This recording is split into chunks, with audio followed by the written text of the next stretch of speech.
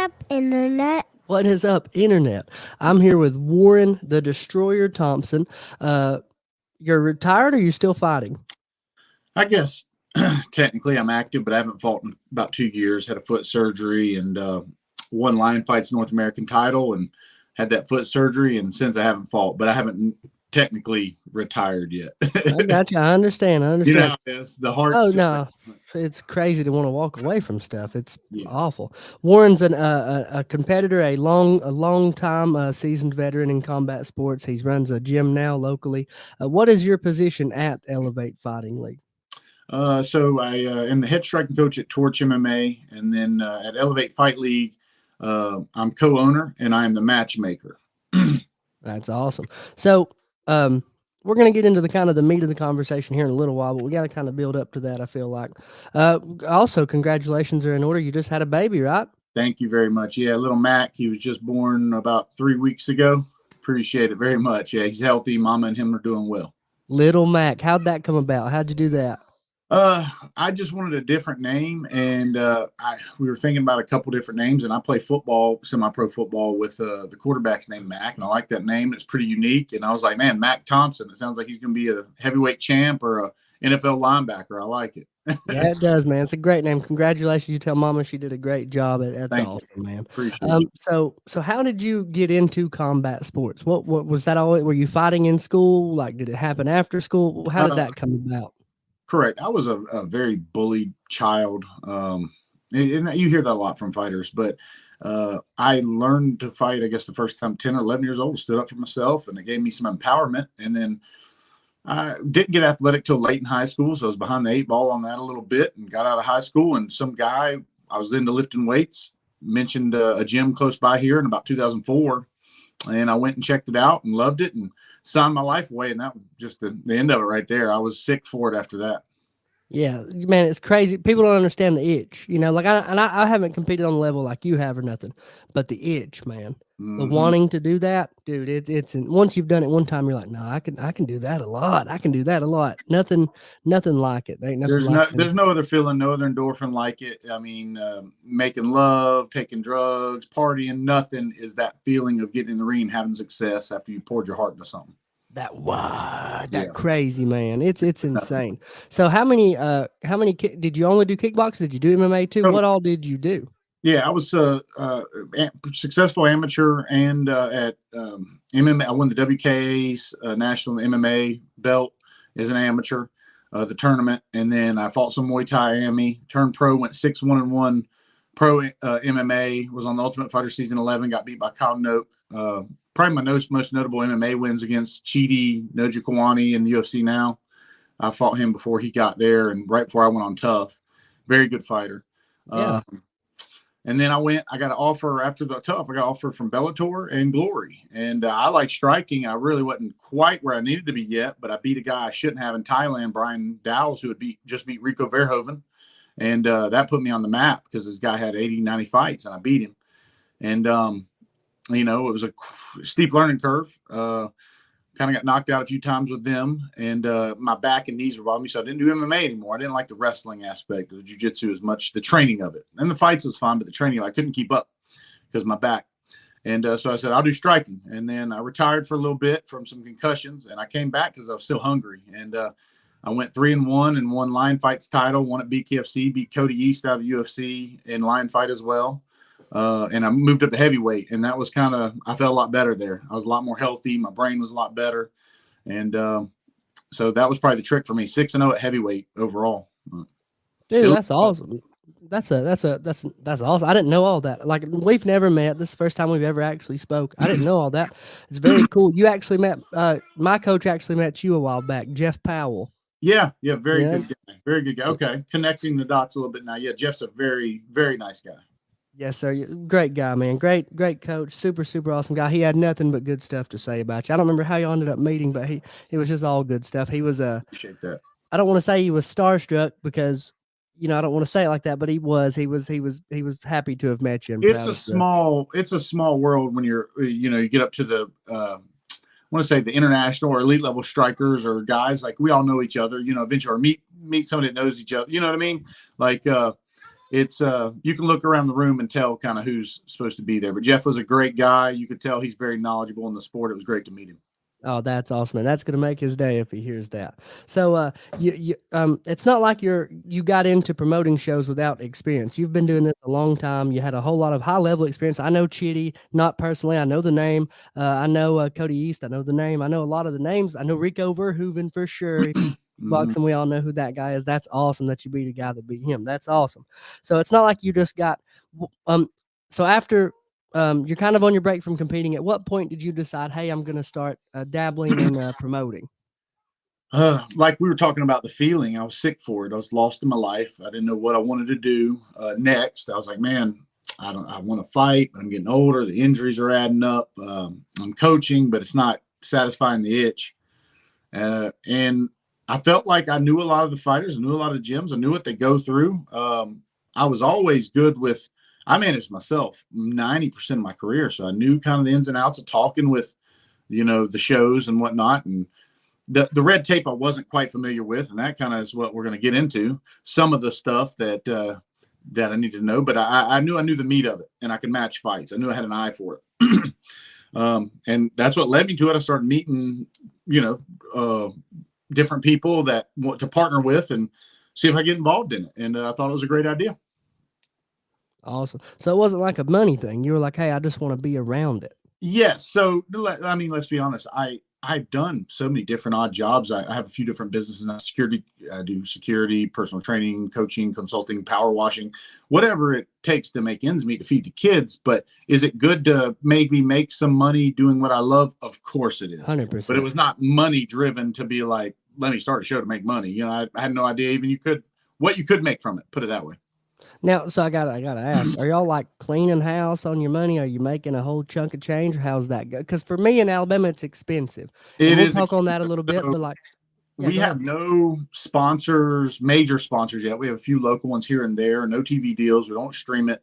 We sell at the gate very well in our city, though. I sell tickets well here. I'm known in this area. Gary is as well.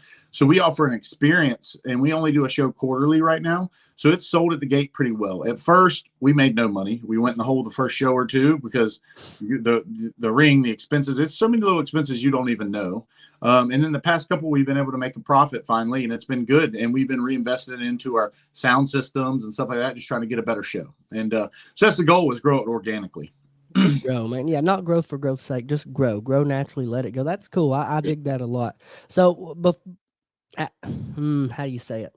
At what point did you say finally? So, how many shows have you had at this point?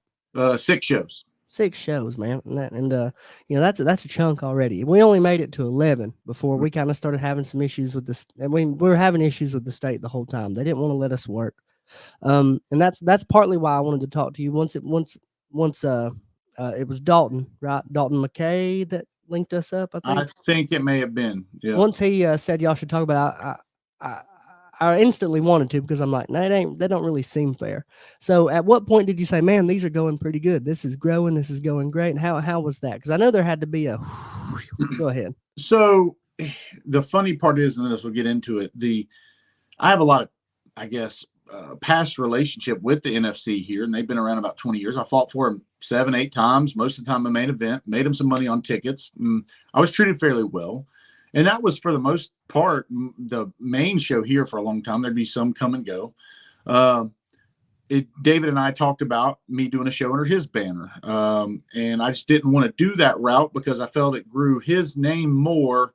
And I wanted some individuality. I knew I'd put in a lot of work in this sport. And the hard road, especially, I took tough fights. I never fought anybody with sub 500 record when we fought them. I wouldn't do it. So 40 some fights, tough fights.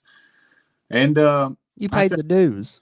So when I met Gary, and I wanted to do that, and from the very beginning I could tell that it ruffled feathers on that side. And David has a lot of pull, and that's going to get into what I talk about here. Is he had some people in places through the years that he had gotten that place in that position, or they worked with each other to get in that position to influence the MMA here and the Muay Thai here and the shows here. So the first show or two went fine. It was a learning experience. I mean, because a whirlwind, it's so much stuff that goes into it. I had no idea. The paperwork, this, that, and the other.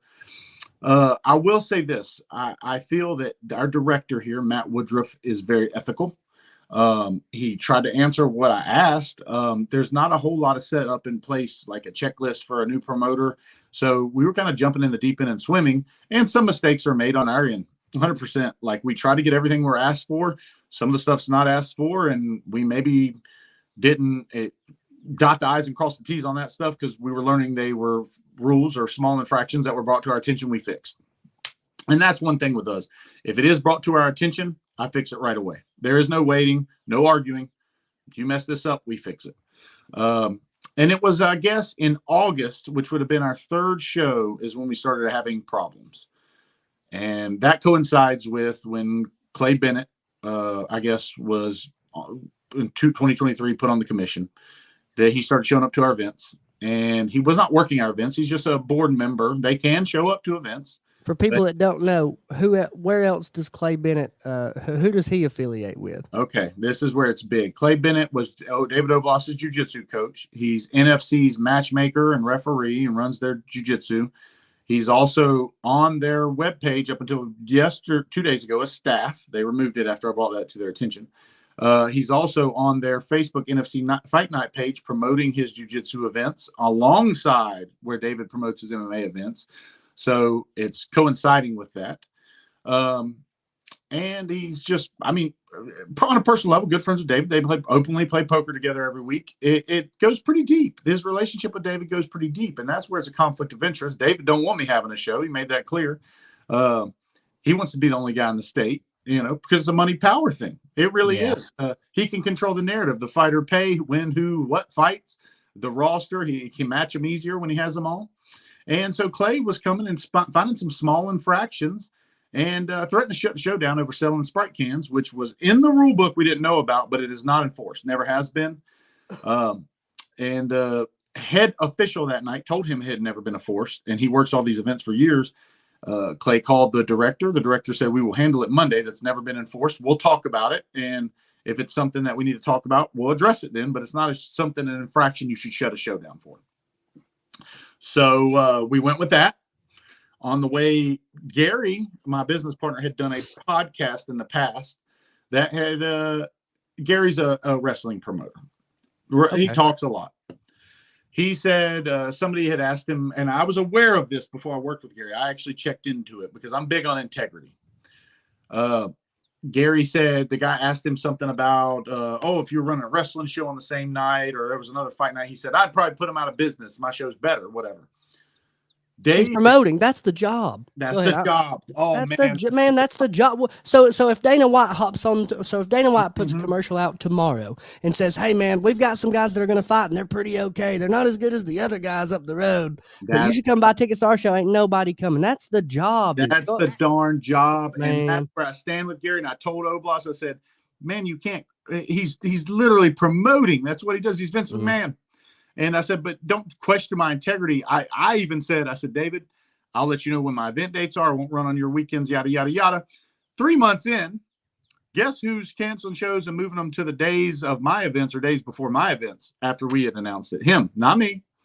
So, man, it started getting a little testy, and I still didn't say nothing. I said nothing. I stayed quiet. I told Gary, I said, just keep our noses down. Clay told Gary, he said, stay off podcast. I said, Gary, how? It's not about him. Nobody's spoken about the commission yet.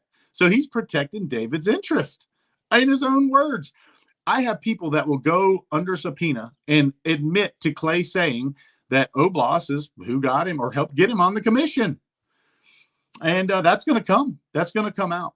And it goes deeper than that. I mean, I went to this meeting after we showed up for our, so Clay found out our LLC had expired. And to explain that video earlier, I had explained that our accountant put it in. It's our fault, a clerical error. She put in the word Elev8, spelled it out. Our logo, our emails, everything is Elev8. So we never got the renewal for the $125 damn LLC. Forgot to pay it. Clay called on to it. Somebody looked it up. He and somebody, investigated it. It's not something they check for. It's not a rule you have to have an LLC. That protects me and Gary. If somebody fell and slipped on a pile of poop and sued us, that protects you as the business owner. I get that. So He found out, he was told by the commission, the SOS and the lawyers, that is not a rule. You can't suspend him for that, whatever. He said, well, we can suspend Gary for lying on the event permit, or possibly, hypothetically, the insurance may not have paid out if somebody got hurt, or the bond. Now, this is Clay saying this? That's Clay saying this, and some of the other board members discussing it. They were discussing back and forth, but nobody knows the true answer because there wasn't an insurance claim. So we don't know. It was for 2 shows. And so they wanted to suspend us for it. And we said, no, we don't want to be suspended for it. We want an administrative hearing. So after we said that, we had put in a June 8th permit. We're still in good standing with the state. They table it. They can't do that. How can you table a promoter in good standing? So effectively, you're suspending us before we're suspended. We were not granted the due process of their own rules. We were not. They effectively took away our chance of doing business without even following their own procedure. Without sitting down and talking about it. We get correct. So with no, we weren't suspended. They were being the judge, jury, executioner, and assuming that we were in the wrong. And there's a good chance we are not, because it's not a written rule. And they were speaking hypotheticals with the punishment. It wasn't on their checklist. They didn't check it. Insurance didn't check it. And mind you, Gary is a writer and the building on that policy. The policy's pulled. It's sent to the commission to approve before the event. So here we are with that. And when I walk into that commission meeting, I'm looking around and I see also the vice chairman is David Oblas's fight doctor. And I say, he's a man of integrity. I'm not questioning his integrity. He has not once been like Clay and made it obvious he's coming for other people. But is that not a conflict of interest? So they said, well, he doesn't take pay. Well, I was sent from this past week's show on their canvas. There's Dr. Traub's logo on NFC's canvas. But yeah, he's a state official. Now, the real question will be, when Dr. Traub sees these fighters after that, does he get paid from these insurance claims? Is he doing it all free, or does the insurance pay Dr. Traub? That's what I'd like to ask. And so if he is made a dime off the insurance claim, conflict of interest, corruption, collusion, you name it, Clay being on staff, conflict of interest, collusion to do Oblas's bidding in this commission, David had his hands in everybody's pockets in this commission. And I haven't even talked about Traub yet. That's for next week. I feel like I don't want to question that man's integrity. He may not even know or understand how big of a conflict of interest this is. Do you see what I'm saying? Oh yeah, I understand. Now, and just to be clear, I've spoke with David a few times. We've never done any business. We've never broke bread, anything like that. I've spoken a few times, and I've never had a problem with him, right? And just me and you have never met. I'm not bringing you on here to trash anybody, nothing like that. If David wanted to come on and tell his part, I would do the same. And if y'all two wanted to come on and talk head to head, I would do the same. I'm always 100% agree with that. All I want is the truth. But the problem is go ahead. Go ahead. Well, the problem for me is once they suspended your show and Clay Bennett does work there, that looks incredibly weird. Like, he is making a whole lot of people money and getting a whole lot of people, seems like, cool jobs, at least a few buddies, really cool jobs. And that does seem strange to me. There's a tale, I'm not going to say any names just because, like you said, their integrity and stuff. But there was a guy here that when the state first started going legal, he pushed and pushed and pushed to get everything his way, and he did. And for a long time, it was just going to be his shows in the state, man. And that ain't fair. It shouldn't come down to what I can do for a buddy or what I can do for somebody else. It should come down to, hey, I want to work. I should be allowed to do my work. Now, what was you going to say is the problem? Very, very similar that you hit on that. David wants the control and the power, right? I don't think David is necessarily a bad guy. He's protecting his interest. I don't feel like Dr. Traub is a bad person at all. And that is an upstanding person and a doctor. I'm not questioning his integrity. Okay. This is not personal. This is about the bigger picture of conflict of interest and how can we remotely, as a whole, as a society in the state of Georgia, especially, you expect the integrity of the commission to be there when they're working with one show who obviously, and he's made it clear when they called me, Charlene, who is part of his business, called me a snake on the NFC, and they kicked me off that NFC community because they said I'd spy on them. So you tell me, how can we take that commission seriously? How can we be trustful of them? We can't. You can't. It's impossible.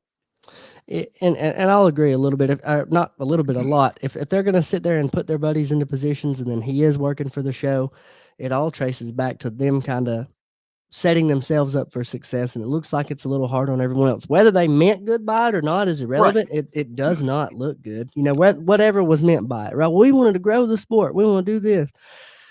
Everybody wants to be the guy, man. Like-minded people from you.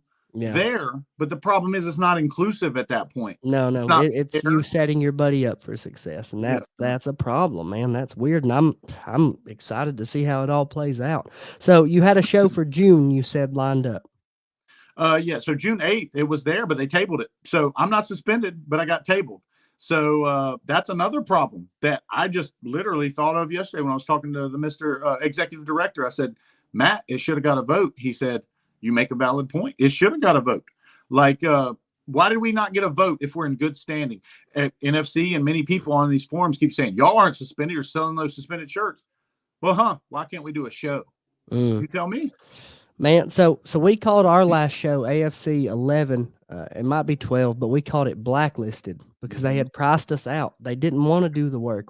We don't make them Alabama football money. We don't make them WWE money. They tried to suspend me for grabbing a guy and throwing him out of the cage. And they told me I had to come out for a meeting and they were going to suspend my shows and yada, yada. And then the next week, a WWE guy had a show and they threw a guy out on his neck. And they cut that. They said, no, we're not going to do that. We're not going to do that. You can't pick and choose. The rules need to be the same for everybody. If they thought you were sitting over here setting up your buddies for success and trying to get them in, it's going to be a legal issue. Yeah, they wouldn't be happy if I did that. They wouldn't be happy if my friend that works at Elev8, I'm like, hey, man, I'm putting him on the commission. And it just wouldn't be cool. Well, what if you start? I want my fight doctor on the commission. And he's going to work my shows for me. I'm going to put the logo on the ring. That ain't right. No. And let's say even past that, let's skip the legalities of it. Let's say you started strong arming. Could you beat most of them up? What do you mean, in a physical altercation? Could you beat up David and Clay? No comment. Right. That's what I'm saying. But if you were to start, there you go. Great answer. Great answer. Not to put you in a weird spot, but if you were to start threatening to do things like that, that's going to be an issue. There's no difference in you threatening someone to do something that you want done and them getting what they want done in a shady, underhanded way. There's no difference. Right. Great answer. I tried to be. It's hard for me because I don't want to make enemies in the sport. I understand. I'm a martial artist. I don't want to be petty. I don't want to be personal. And I'm making sure a lot of people sent me a lot of personal crap on one of these guys. And to be honest, that doesn't. It's personal. If I start being petty like that, it takes attention. I don't care what his personal life is. It takes attention off the real problem. And that's the corruption problem. 100%. I really want to focus on what's right and wrong here. I could care less what type guy he is. I don't got to be friends with him. I don't want to be friends with him. And that's the point. We're in a common goal of growing the sport and being fair in the sport. If I'm friends with him, it could question my integrity and his integrity in making decisions.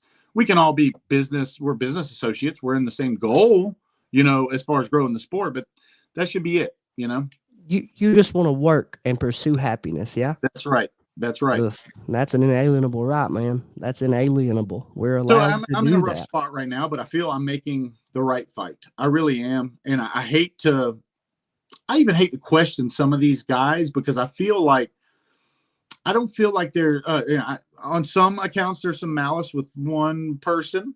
On another account, I don't feel like, for instance, Dr. Traub, I don't feel there's malice there, at least to my knowledge, but yet it's still, I didn't even notice it myself. People sent me this stuff, be like, is that a conflict of interest? His name is in the ring, and now he's working their events. And even if he doesn't take a dime, but now his business is being advertised by them.